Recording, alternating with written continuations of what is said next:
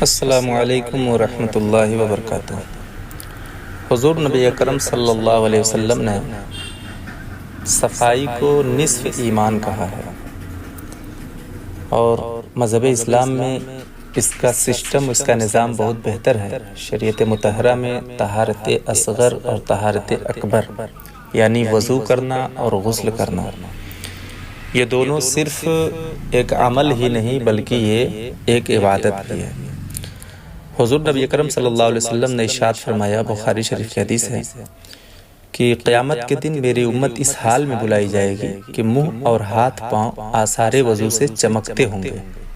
تو جس سے ہو سکے چمک زیادہ کرے۔ سبحان اللہ، یعنی جو بندہ کثرت سے وضو کرتا ہے گویا کہ اس کے اعضائے وضو محشر کے دن زیادہ چمکدار ہوں گے۔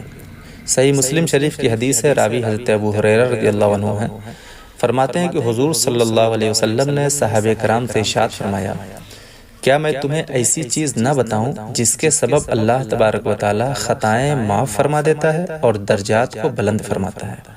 صحابہ نے عرض کیا، یا رسول اللہ ضرور فرمائیں۔ آقا ارشاد فرماتے ہیں، جس وقت وضو کرنا ناگوار ہوتا ہے اس وقت وضو کامل کرنا، یعنی کہ جیسے ٹھنڈی کے موسم میں ٹھنڈے پانی سے وضو کرنا، یا نماز پڑھنے کے لیے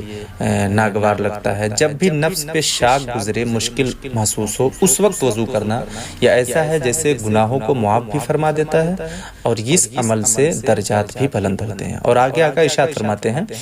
مسجدوں کی طرف قدموں کی کثرت، یعنی کہ مسجدوں کی طرف پیدل چل کے اس طرح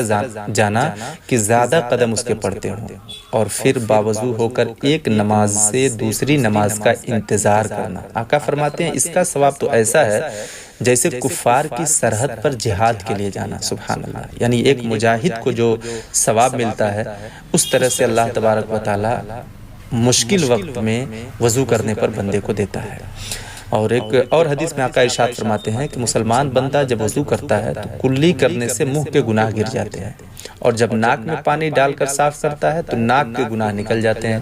اور جب منہ دھوتا ہے تو اس کے چہرے کے گناہ نکل جاتے ہیں، یہاں تک کہ آنکھ کے پلکوں کے بھی گناہ نکل جاتے ہیں، اور جب ہاتھ دھوتا ہے تو ہاتھوں کے گناہ نکل جاتے ہیں، یہاں تک کہ ناخنوں کے بھی گناہ نکل جاتے ہیں، اور جب سر کا مسح کرتا ہے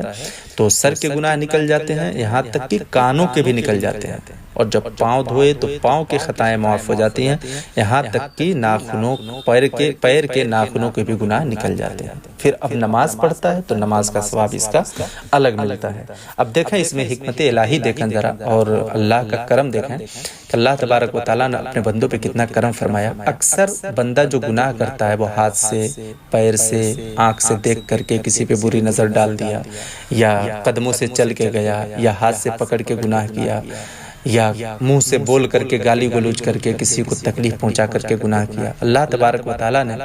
ان سب کی صفائی کے لیے، ان سب گناہوں کو معاف کرنے کے لیے کتنا بہترین عمل وضو کا دے دیا۔ ایسا نہیں کہ بندے کو صرف نماز کے لیے وضو کرنا ہے، نماز کے لیے تو کرنا ہی ہے، اس کے بغیر نماز نہیں ہوگی، لیکن مسلم بندے کو چاہیے، ہر سنی سعید الخدا مسلمان کو چاہیے کہ وہ بندہ ہمہ وقت باوضو رہے، اور بار بار وضو کرنے سے یہ بینیفٹ، یہ فائدے جو ہیں اسے میسر ہوتے رہیں گے۔ اللہ تبارک و تعالی ہم سب کو سمجھنے کی توفیق بخشے۔